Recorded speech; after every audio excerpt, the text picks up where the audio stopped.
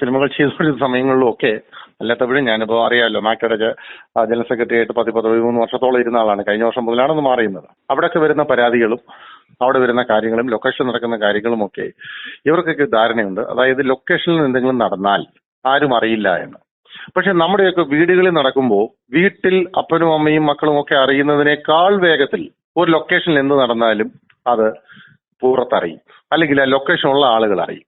എത്ര രഹസ്യമായിട്ട് എന്ത് ചെയ്താലും ശരി. അങ്ങനെയാണ് ഇതെല്ലാം പരസ്യമായ രഹസ്യങ്ങളാവുന്നത്.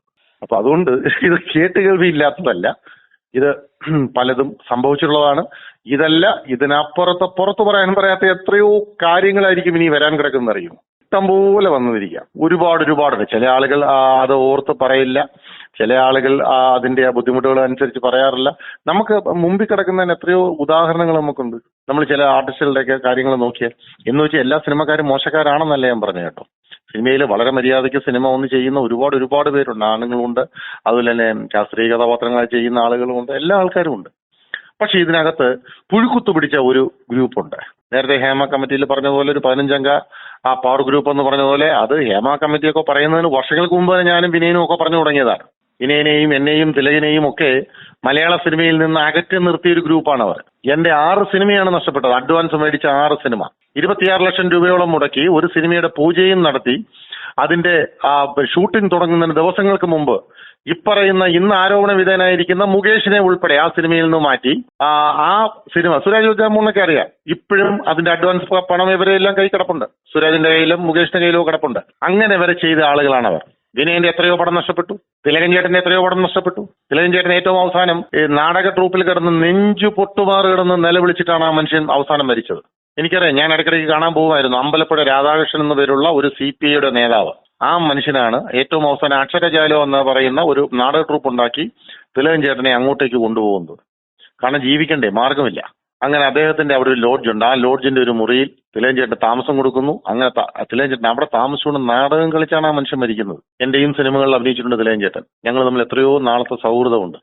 ഇതൊന്നും ഒരു ആർട്ടിസ്റ്റിനോടൊന്നും ഒരിക്കലും ഇവർ ചെയ്യാൻ പാടില്ലാത്തതാണ്. സ്വന്തം ഇഷ്ടപ്രകാരം ചെയ്യാൻ പാടില്ലാത്തതാണ്. അല്ലെങ്കിൽ മാർക്കെങ്കിലും വേണ്ടിയിട്ടെങ്കിലും ചെയ്യാൻ പാടില്ലാത്തതാണ്. പവർ ഗ്രൂപ്പ് എന്നുള്ളൊരു പദം മാത്രം ഞങ്ങൾ ഉപയോഗിച്ചില്ല എന്നേ ഉള്ളൂ. താങ്കൾക്കറിയാമല്ലോ മാക്ട ഫെഡറേഷൻ എങ്ങനെയാണ് പിളർന്നതെന്ന് അറിയാമല്ലോ. മാക്ട ഫെഡറേഷൻ എന്ന സംഘടന മലയാളത്തിലെ ഏറ്റവും വലിയ സംഘടനയായിരുന്നു. കാരണം ആര് തെറ്റ് ചെയ്താലും ആ തെറ്റ് ചെയ്യുന്നവന് തീർച്ചയായും അകറ്റി നിർത്തുന്ന ഒരു പ്രവണതയുണ്ടായിരുന്ന സമയത്ത്, മാക്ട ഫെഡറേഷൻ നിലവിലുള്ള സമയത്ത് ഇവിടെ ഒരു ലൊക്കേഷനിലും ഒരു പ്രശ്നങ്ങളും ഉണ്ടായിട്ടില്ല. എനിക്കറിയാം. ഞാൻ എന്റെ ട്രഷറായിട്ടിരുന്നിട്ടുണ്ട്, ജനറൽ സെക്രട്ടറി ആയിട്ടിരുന്ന വർഷങ്ങളോളം. വിനയൻ ഇരുന്നിട്ടുണ്ട്. എത്രയോ പേർ, പ്രഗത്ഭരായ എത്രയോ പേർ, തമ്മിലെണ്ണാനും ഇരുന്നിട്ടുണ്ട്. അങ്ങനെ മലയാള സിനിമയിലെ പ്രമുഖരായ ആളുകളൊക്കെ ഇരുന്ന സ്ഥലമാണ്. അപ്പൊ അവിടെ അന്ന് ഒരു പ്രശ്നങ്ങളും ഇല്ലാതെ മുമ്പോട്ട് കൊണ്ടുപോയപ്പോ ഇങ്ങനെ പോയാൽ പറ്റില്ല. ഒരേ ഒരു കാര്യം, തുളസീദാസിനകത്ത് ഒരു സിനിമയിലെ ദിലീപ് അയാളെ ആക്ഷേപിച്ചു എന്ന് പറഞ്ഞ ഒരൊറ്റ കാര്യത്തിൽ, അതും വിനയനോടുള്ള പക തീർക്കാനായിട്ട് ചെയ്ത ഒരു പരിപാടിയാണ്. അതിനും മുൻകൈ എടുത്തത് ഈ ദിലീപും ഈ ഇപ്പൊ പുറത്തുപോയ രഞ്ജിത്തും കൂടിയാ. രഞ്ജിത്താണ് പാതിരാത്രിയുടെ അന്ത്യയാമങ്ങളിൽ കോഴിക്കോട് നിന്ന് വിളിച്ചു പറയുന്നത്, ഞാൻ മാക്ട ഫെഡറേഷനിൽ നിന്നും രാജിവെക്കുന്നു. എന്നിട്ട് ഇവരെല്ലാം കൂടി എന്ത് ചെയ്തു, പുതിയൊരു സംവിധാനം ഉണ്ടാക്കി, ഒരു ഫെഫ്ക എന്ന് പറഞ്ഞൊരു യൂണിയൻ ഉണ്ടാക്കി. ഈ ഫെഫ്ക ഉണ്ടാക്കിയിട്ട് എന്താ, ഇത് ആർക്ക് വേണ്ടിയാണ് ഫെഫ്ക ഉണ്ടാക്കിയത്? ആ സമയത്ത് AMMAയുടെ സെക്രട്ടറി ആരായിരുന്നു? ഇന്നസെന്റ് ആയിരുന്നു. അപ്പോ ഇവരെല്ലാം കൂടി ആലോചിച്ച് അവർക്ക് ഒരു ഗ്രൂപ്പ് അവർ കൈപ്പിടിയിൽ ഒതുക്കി. ഞങ്ങൾ ആരെങ്കിലും ചോദിച്ചാൽ ആ സമയത്ത് ആർട്ടിസ്റ്റുകളുടെ ഡേറ്റ് കിട്ടില്ല. ഇനി ഡേറ്റ് മേടിച്ചാലും പടം ഷൂട്ട് ചെയ്യാൻ വേണ്ടിയാണ് ബുദ്ധിമുട്ടുണ്ടാകുക. അതിനുശേഷം ഏതെങ്കിലും ടെക്നീഷ്യൻസ് നമ്മളെ സഹായിക്കാനായി ഞാൻ ക്യാമറ ചെയ്യാം, ഞാൻ എഡിറ്റ് ചെയ്യാം എന്നൊക്കെ പറഞ്ഞ് ഇങ്ങോട്ട് വരുമ്പോൾ എത്രയോ പേര് അങ്ങനെ വന്നിട്ടുണ്ട്. വിനയൻ അങ്ങനെ പടം ചെയ്തു, ഞാൻ അങ്ങനെ ഇടയ്ക്കൊരു പടം ചെയ്തു. അപ്പൊ ഇതൊക്കെ ചെയ്യുന്ന സമയത്ത് അവരൊക്കെ വരുമ്പോൾ അവരെയൊക്കെ വിളിച്ച് ഭീഷണിപ്പെടുത്തുക, ഇനി അവനെ വേറെ സിനിമയിൽ ഇനി അവനെ വിളിക്കണ്ട. ഇവര് ഭീഷണിപ്പെടുത്തുന്ന പറഞ്ഞാൽ ഫോണിനകത്ത് വിളിച്ച് നിന്നെ കൊന്നുകളയും. ഇതൊന്നും അല്ല ഭീഷണി. അവരെ അങ്ങ് തിരസ്കരിക്കും, വേറെ സിനിമകളിലേക്ക് വിളിക്കില്ല.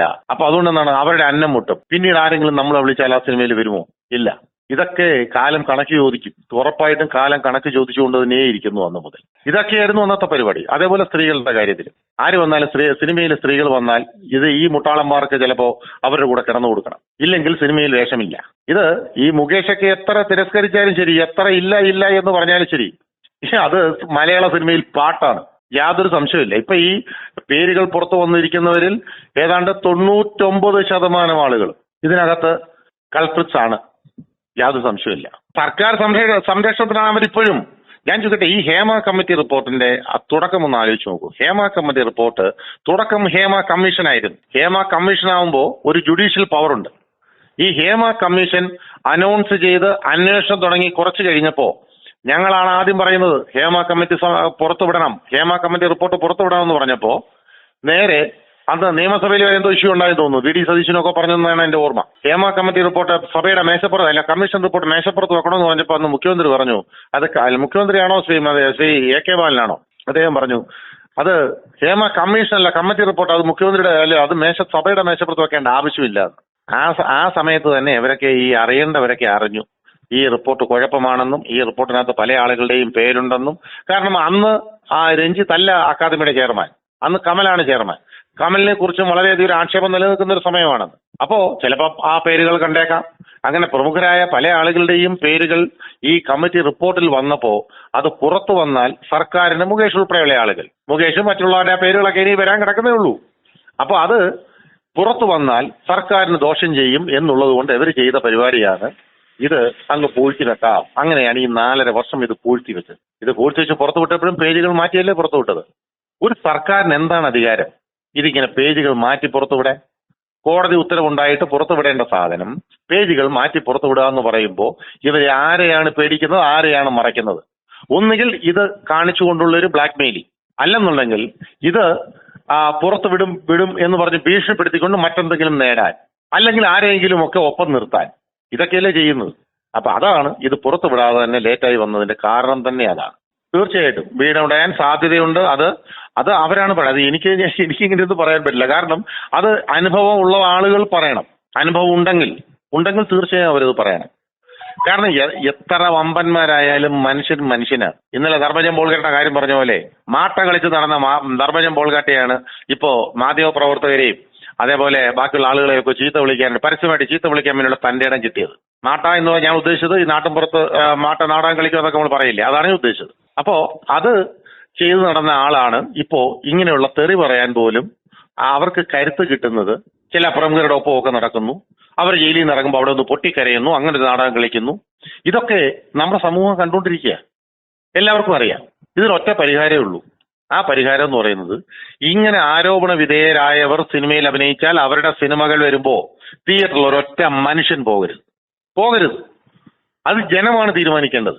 ഇവന്റെ പടം ഞാൻ കാണില്ല. ഈ രാജ്യത്തുള്ള സ്ത്രീകൾ മാത്രം തീരുമാനിച്ചാലും മതി. നമ്മുടെ നാട്ടിലുള്ള സ്ത്രീകൾ മാത്രം തീരുമാനിച്ചാലും മതി. ഇവനുണ്ടോ ആ സിനിമയിൽ, ഇവൻ സ്ത്രീവിരുദ്ധനാണ്, ഇവന്റെ സിനിമ ഞാൻ കാണുന്നില്ല.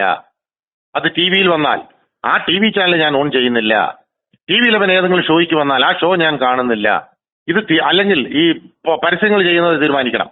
ഇവ ഇങ്ങനെയുള്ളവരെ പരസ്യങ്ങൾക്ക് വിളിക്കില്ല എന്ന്.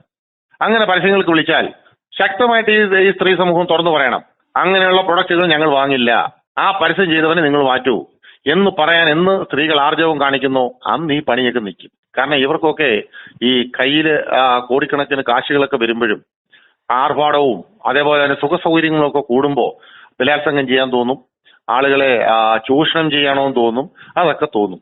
അപ്പൊ അതുകൊണ്ട് അതൊക്കെ നിൽക്കണമെങ്കിൽ അവരുടെ ഇങ്ങനത്തുള്ള സ്രോതസ്സുകൾ അത് ബഹിഷ്കരിക്കാൻ സ്ത്രീകൾ തയ്യാറാവണം. തീർച്ചയായിട്ടും ഉണ്ടാവും. അല്ലെങ്കിൽ അത് ഉണ്ടാവുന്നവരെയൊക്കെ ഈ എന്താ പറയുക, ഈ WCC ഒക്കെ പോരാടുമ്പോൾ ഉണ്ടല്ലോ, ഞാനൊക്കെ ആദ്യം മുതൽ തന്നെ അവരുടെ കൂടെ നിൽക്കുന്നയാളാണ്. അറിയാമല്ലോ താങ്കൾക്ക്. ഈ ആക്രമിക്കപ്പെട്ട കേസ് മുതൽ തന്നെ ആദ്യം മുതൽ തന്നെ അതിന്റെ ഫ്രം ദ ബിഗിനിങ് ഇന്നേ വരെ എന്റെ മനസ്സിന് യാതൊരു ചാഞ്ചാട്ടവും വന്നിട്ടില്ല.